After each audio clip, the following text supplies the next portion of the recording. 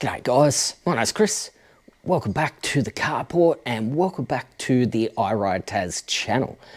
Today we're continuing with our CD90Z build and we're going to install some of the things from the Lifan 140 full bike kit that I bought. Last week we put the engine in. This week I'm going to put the clutch on, I'm going to put the throttle sleeve on, those sorts of things, so that we can continue mocking it up, make sure it all fits, it works, do the modifications needed to get this bike going before I strip it all back down and paint the frame and the fuel tank and those sorts of things. So join me to sort of put some of these finer details together. So after messing around a little bit, that'll go through there, I believe.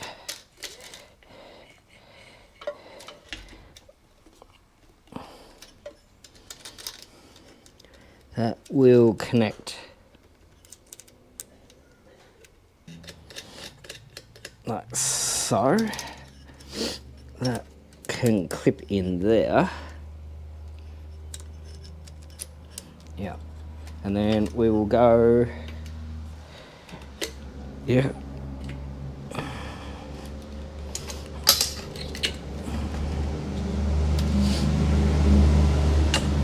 Up to the handlebars. These are 10mm headed.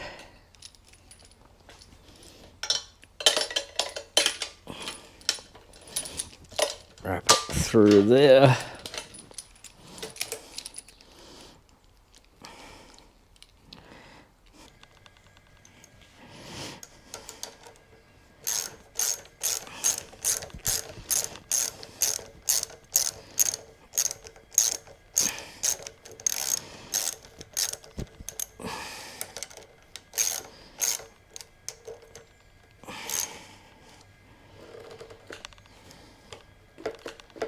Oh yeah.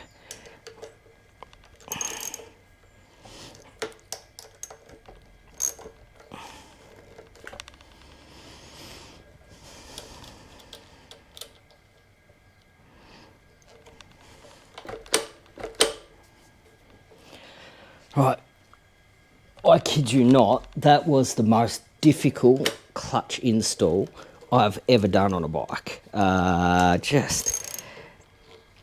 I suppose I shouldn't be overly surprised, but it is an engine swap, etc., but nothing quite lined up and fit.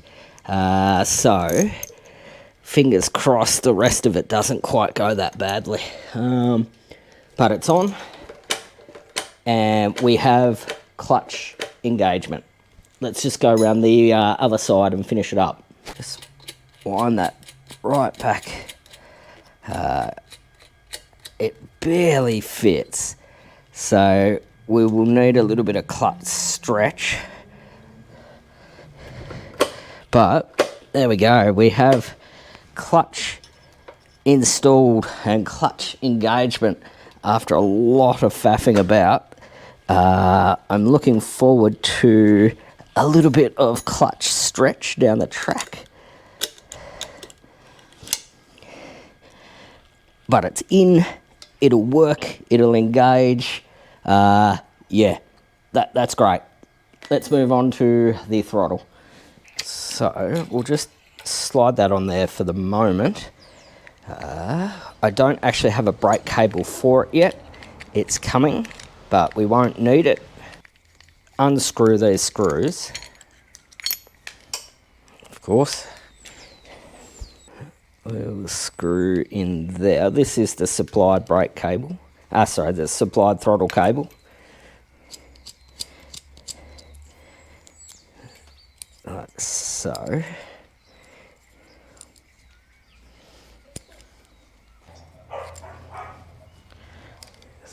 In there.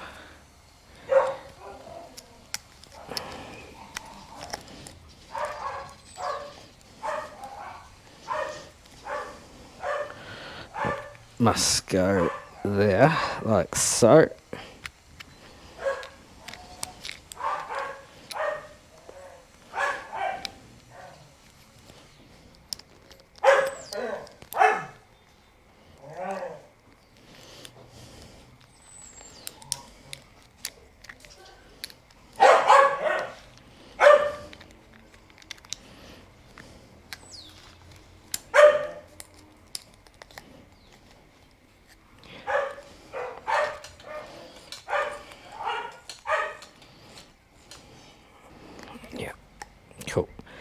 So that goes together there. And we'll just pop that on there. Awesome.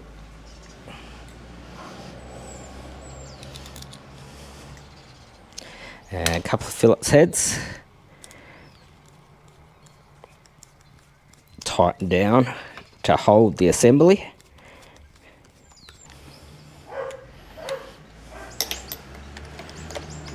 Yep.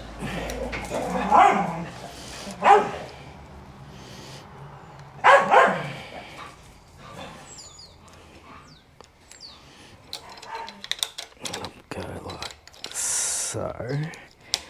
Yeah, that actually it holds together quite nicely. Yep. So the throttle is working there.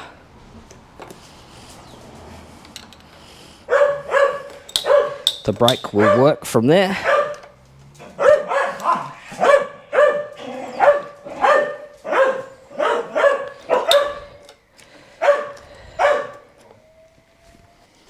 And we'll just pop a cable tie there.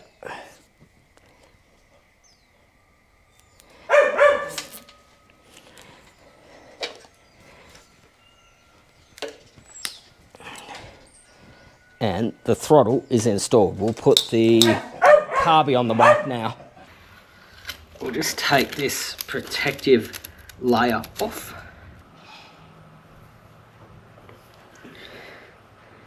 We're gonna install the manifold, guys, and we've got a gasket to do so. Gonna put just a little bit of grease on it to get it to stick a bit better.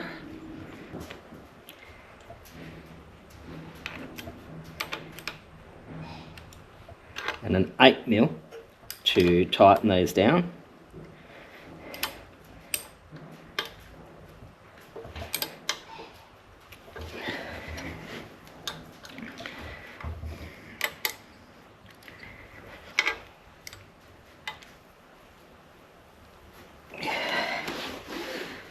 So there's the spacer and the Carby.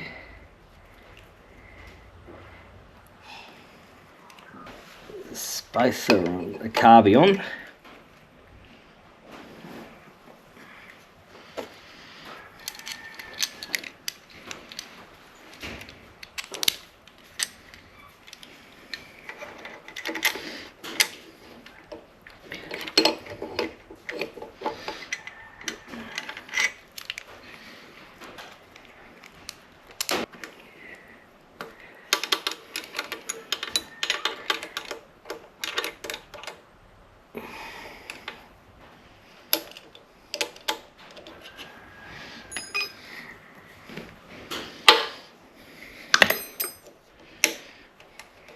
Got an 8 and a 10mm to tighten up the nuts on the Carby.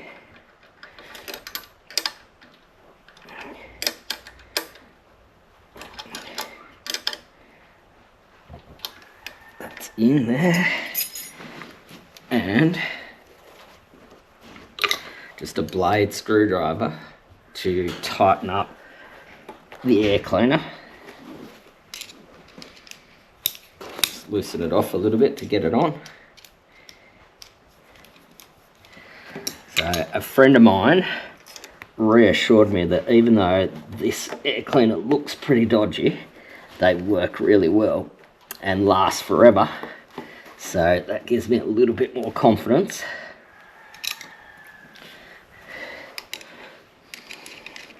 And we'll just tighten that down there. Carby and air cleaner is installed.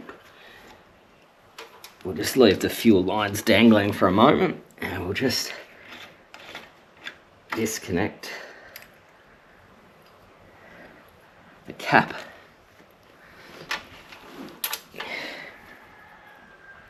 Been messing about with this carb forever and I have made myself a spring compressor to give me the room to get the slide to lock onto the knurled piece of the Carby. this has been a freaking nightmare, and I fired the needle across the carport, which wasn't a lot of fun.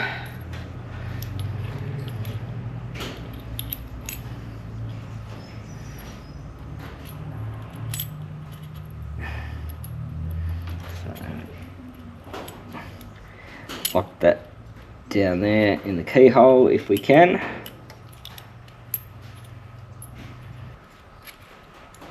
Okay, that's locked in there. So, theoretically it's all there in order. Side cutters. And we're gonna, whoop, no, still not done. There we go. It's locked in there. Use our side cutters to cut our spring compressor. And yeah, that, after a fair bit of messing about, is in. There's a cutout section, and that goes down the side of the Carby where there's the casting.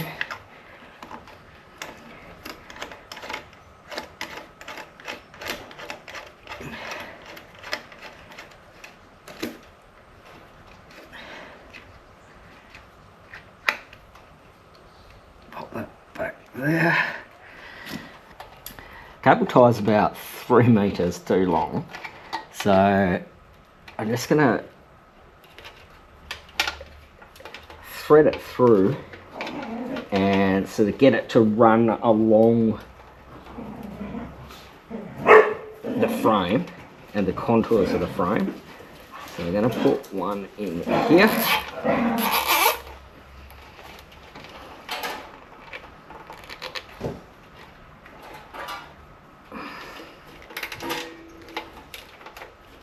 And maybe hook it in underneath there.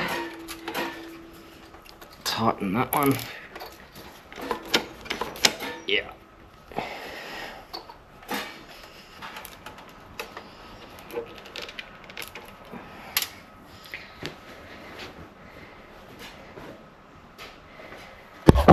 Cut the tails.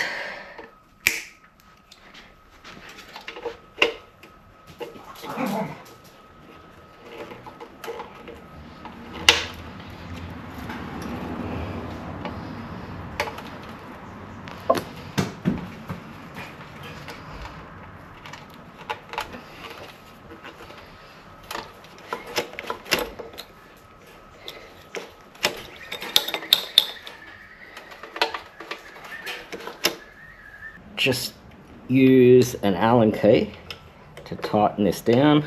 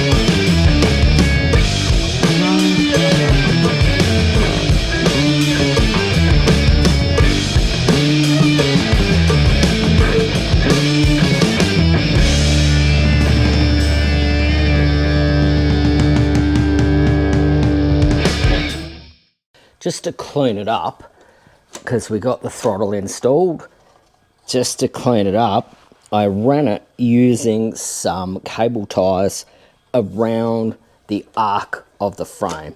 And it doesn't matter at what lock you have it, it runs just fine. So I'm happy with that. Cleans it up because the throttle cable is probably 1/2 meter too long.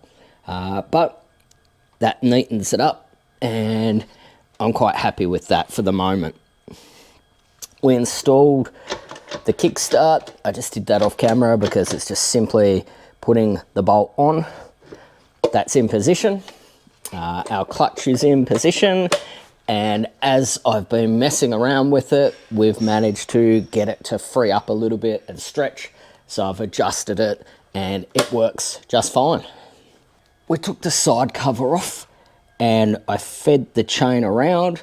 I just undid the nuts to give me some movement, and I pulled the wheel as far forward as I could, and then I put the master link of the chain on, did it all back up, and the chain is actually in a really good alignment. I'm actually very, very stoked for all of the faffing about that I did to get the throttle cable and the clutch cable on and working. This makes up for it because I won't have to space the wheel left or right. It runs true, and if you look down the line of the chain, and I know there's more exact ways to do it with lasers and rods and things like that, but if you look down the line of the chain from any angle, the rear sprocket is nicely in line with the front sprocket, and it runs true. There's no odd clunking sounds. You can't see the chain flutter as you move it around. So I couldn't be more happy with that. We also put the gear lever on, and the bike goes in and out of gear quite happily. It's neutral, 1, 2, 3, 4. It's not like a typical motorcycle where it's 1 down, 3 or 4 up. I bought this one quite intentionally because apparently the neutral 1, 2, 3, 4 is a lot better gearbox. It's a lot stronger and doesn't have as many false neutrals as the 1 down, 3 up. So it'll take a little bit of getting used to when I ride it, but yeah, it's pretty simple. And again, I didn't film putting the gear shift on because it's just simply 1 bolt on the spline, but it's on. And the Carby looks great. The air filter actually looks quite good. For all of my hoo-ha saying it was pretty poor quality, it's actually really quite nice. It sits in there really perfectly. And I didn't end up using the spinner because ultimately the angle of the manifold angled the carburetor and air filter just to the side of the frame, and it fits perfectly. The throttle works. You can feel the slide going up and down. Choke works. That is in position, and once we get the tank on, we will connect up the fuel lines and sort of set that Carby up to run. There's the chain. It's got no weird vibrations in it. As I mess around with it, it's starting to free up a bit, which is good because the chain was too tight. But a few trips around the block gently will get it to stretch out a little bit and give us the flex in the chain that we require. I know I said putting this on and putting the chain on was going to be the last job for the day, but I cannot help myself. We have to go around the other side, and I really have to just mock up the exhaust so that it looks like a bike before I put it away. Guys, I know I said that putting the chain on was going to be the last job for the day, but I really cannot help myself. I really want to see what the bike looks like with the exhaust mocked up. So, spring washer, and nut.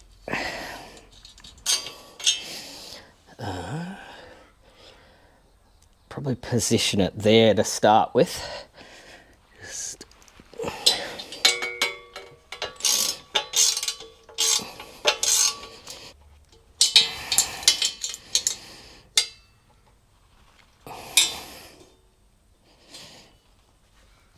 And we'll thread these dome nuts on just for the security of it, even though it's just mocked up.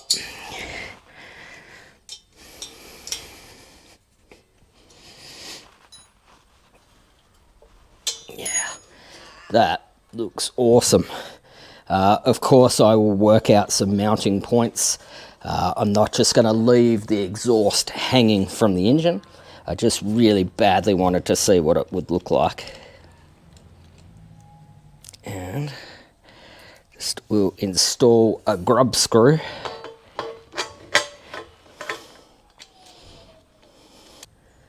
I really like the look of that. I think it looks amazing and just helps the bike look like a bike again after all the trials and tribulations of putting it together today. So guys, we have had our ups and downs in the last couple of days putting this together to this point, but I'm really happy with where we are. Like any conversion, nothing quite fits, and if you add to that budget Chinese parts, there's a little bit of messing about that was involved in getting the controls up on the bars. And what I found was that you are very limited with the amount of material you've got spare. So the chain is absolutely down to the link. The throttle cable, the clutch cable, you don't have a millimetre to spare. So it makes it harder to get stuff in and on than it would be a Japanese bike. But we got there. It was frustrating and I had to get my partner out to give me a hand at times. But bottom line is we got there and it's really starting to look like a bike now. So on this side, I've mocked up the exhaust. I plan on sort of running brackets to different parts so that it's not just hanging off the head of the engine, but I really badly wanted to install it just so that I could get some instant gratification and make it look like a bike again. We installed the clutch cable, and the more I play with it, the more stretch it gets and the better it's operating. We installed the kickstart. Yeah, we installed the manifold, we installed the carburetor, we installed the throttle, and you can feel that it's working. I'll bring you around the other side, and on this side, guys, you get a better look at the air filter and carb and manifold. It lines up beautifully down the side of the bike. I actually bought a Carby spinner so that I could adjust it and get it to sit exactly where I wanted it, rather than having it sit right out there as a ram air induction or something like that, as you see on other conversions. But bottom line, I didn't need it because it really does sit exactly where I would have put it anyway. Stock, there's an airbox here, but we won't need that because the Carby is jetted supposedly for these air filters. I ran the throttle cable down and around the frame just to neaten it up because these are exceptionally long, and it full lock either way, you're still getting the full throw. Same with the clutch. Again, it's a very long cable, but I've run it down through the frame, and it doesn't matter what lock you are, it's still operating. I probably do need to adjust this fractionally because get the right lock, it could touch the tyre. So I might just, once we've got our brackets for the exhaust, just mount that away so that it pulls it up, or maybe cable tie it there somewhere so that it just pulls it away from the tyre and prevents any excessive wear on the cable case. The big one, and the one that was really risky with doing a motorcycle engine conversion, was the chain alignment. And by raw luck, it is perfectly aligned. And I know there's ways of measuring this with lasers and rods, but it doesn't matter what angle you look down the chain, spinning the wheel, it runs true. There's no flutter, there's no kink. It doesn't make any weird noises. The bike runs. It's running smooth and easy. Yeah, I could not be happier with the chain alignment. The proof will be in the pudding of riding the bike on the road. But at this point, I don't think we're going to have to space the wheel or the sprockets out or in. I think it's in basically perfect alignment, which is absolutely extraordinary. And it probably helps that the pit bikes that this engine comes from are based on these bikes historically and things like that. I think the fact that the spacing for this Lifan 140 engine is based on a CT90 engine, which the S90 and the CD90 engines were based from. So because the basic spacing is correct, the alignment's correct. And I didn't know that going into the project, but I'm certainly very, very happy that it's turned out that way. The bike is starting to look great. I'm really excited about getting it together. I'm mocking it all up, as you can see. I'm completing the build, so to speak, and then we're going to strip it back down and paint the frame, the tank, the guards, etc. So at this point, it will end up being sort of rough, ready, patinaed, but I do plan on actually restoring the frame and painting it up and making it look just as good as I can get. Because yeah, there were some highs and lows in today's installation of these parts, but I'm stoked with where we're at. This bike is really starting to come together really very, very well, and I couldn't be happier with it, guys. I can't wait till next weekend so I can do some more work on it and get another video up. But that video will be on Tuesday, 3:30 p.m. Australian Eastern Standard Time. Join me if you can, guys. Like, comment, subscribe. If you want to support, go to buymeacoffee.com/iRideTaz, paypal.me, or go down and just hit super thanks, guys. Whatever's easiest for you. If you do want to support the project, those donations are always greatly received because they go straight back into projects like the one that you see here. But guys, I'm going to leave you there. Have a great week. Have a great day, guys. Till I see you next Tuesday, I am out.